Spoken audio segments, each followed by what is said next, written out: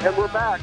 We're trying to patch things together here as it appears as though the IRS has gotten in cahoots with the federal government, and we've lost our connection from the lair, but we're going to continue to forge on. Speaker of the House, Tim Jones, joins us now. And Tim, it is getting wild and woolly up in Jeff City, is it not? It's good to be back with you, and yes, this time of year, it pretty much always is, because this is the culmination of 5 months of work, and we are ready to roll next week and bring across the finish line many of our major priorities, which are perfectly teed up and ready to go. And, Randy, it's been a successful session, and I know that because the editorial page writers in our two major metro areas are absolutely incensed with everything the legislature has done this year, which means it has been an incredibly successful session.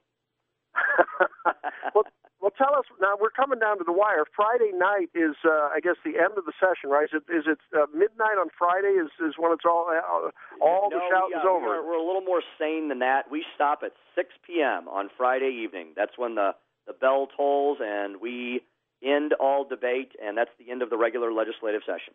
Okay, so what is the legislature going to do in terms of income taxes? I mean, where are we in that income tax? Wind it down a little bit at the same time a sales tax ramp up over the next few years? Randy, we had a major development this week. Jay Nixon last week for once told us what he was going to do, which is a rare phenomenon. I have to say, the governor has reached out to me quite a bit this year, and I've had many meetings with him, so I cannot complain about the access. But I often, it's hard to get past the platitudes sometimes. And we did last week. He said, I'm not going to sign the bill that you have already passed that would have the income tax cut with the sales tax increase, which I think is a great model to start moving our state to. It's what Tennessee does. They have no income tax. They have a sales tax. Kansas is moving to that. All of the states that are seeing job growth and job creation and that have worker freedom, that's what they base their models on, and that's where the jobs and the corporations in this company, in this state, in this nation are going. So if you want more jobs and you want more job creation, you move to the fair tax model. Well, we wanted to get something done. Since the governor telegraphed to us that he was going to veto the bill, we had another vehicle available to us. We said, fine.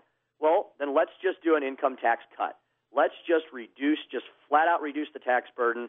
And we believe that you don't have to have the sales tax increase right now. I think down the line you do need to move to that more fair tax model. But let's just do an income tax cut. We've got plenty of income tax cut vehicles in your GOP-led General Assembly. So we finished a bill on Thursday, and we sent it to his desk. It is a very, I think, carefully structured income tax cut phase-in. Randy, it has triggers in it, so it's based upon increases in general revenue in our budget.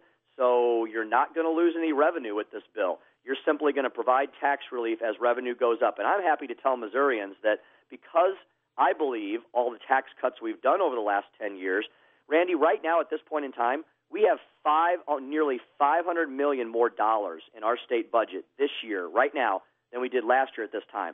We haven't raised any taxes. We've cut taxes because, as our favorite president, Ronald Reagan, said, that's what fuels growth. The governor yesterday came out and said he signaled that he's going to veto that income tax cut for all Missouri families, farmers, and small business owners. Randy, at least we're back in reality now, and Jay Nixon is acting like a Democrat. Wow, this is frightening stuff. So it looks like nothing's going to happen there. How about education? Randy, we may have a veto override on this. We had 103 members of the House vote for this. Some of them were gone because we were really late in the day on Thursday. So I would say Missourians, do not lose hope. We've passed your income tax cut. Call your governor and tell him you want your tax burden lightened because that's what creates jobs. And we could do an override on this in September. We'll have to see. All right. Next topic, education. Any reforms coming down the pike? School choice, anything there? Randy, the major big courageous bills on education reform are going to have to wait another year because, unfortunately, the education establishment in this state is too powerful. The superintendents, the teachers' unions, They are too strong, especially in our rural areas where they tell all their legislators, hey, our schools out here in the rural areas are fine, so you just don't need to do anything for those St. Louis City or Kansas City public schools, which have been failing for over 4 decades. And unfortunately, although there are a lot of brave legislators in the rural areas, a lot of them are my very close friends, we almost got a bill passed this week. We had 82 votes at one point in time on a major amendment, but then we lost a few votes on the final bill. So we're bringing people along, we're educating them on education, but Randy, unfortunately, the establishment is too strong, and we don't have. We're just speaking for the kids, and I guess the kids need a more powerful lobbyist against the education establishment. But there is a smaller version of the bill. It's being carried by my good friend Senator Jamila Nasheed, who is a politics makes strange bedfellow. She is a black Democratic senator from the city, but she's a very good friend of mine. She's got a smaller education reform bill for the St. Louis City public schools only. We're going to try to move that forward next week, so I think there's still a little ray of hope there. Well, that's good. So what will be the pinnacle? What will be the real feathers in your cap as Speaker of this session of the Missouri House? Randy, some things have already passed.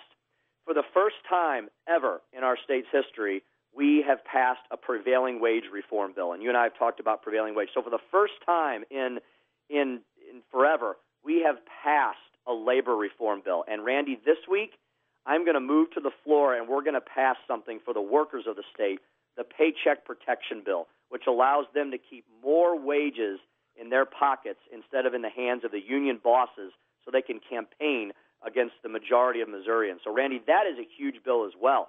In addition, that income tax cut we talked about, that is the first time in 90 years that we have had a bill go to the governor's desk that is major tax policy reform. So that's another thing we've passed. We're still working on some economic development tools that will be in conjunction with a tax credit reform package, and I still think there's a lot of hope for that. We've passed some major bills relating to reforming the criminal justice system. We did pass the budget last week already, which I'll tell you was a monumental undertaking this year because the governor was not as cooperative as he's been in years past. We passed that budget without any tax increases to appropriate money to people who truly need it. Another thing we did, we passed a bonding bill last week, which would be a no tax increase bonding package for things like the Fulton Mental Health Hospital. Randy, there's a couple major priorities pending in the Senate. That's where a lot of the eyes will be. That medical malpractice bill you and I talked about last week. Yes. It's still pending in the Senate. The House moved that very early on. We want them to get that done. That's where the focus needs to be this next week. That would be a major achievement. So, Randy, the House has teed up a lot of stuff. Some things have been brought across the finish line. A couple things are in our hands for this week. But the Senate has that med-mal bill and a couple other items. I hope they move on it.